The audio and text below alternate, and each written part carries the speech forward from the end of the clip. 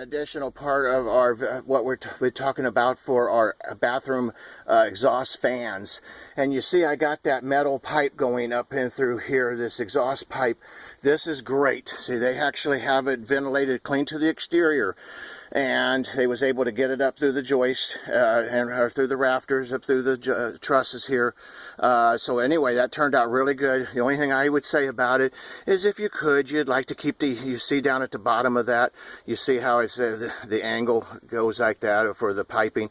Well, you like to try to keep as many angles out of it as possible, but that looks awesome. Just wanted to talk about that because that gives plenty of room here between the bathroom and up into the exhaust. This is great. Not going to have any condensation issues.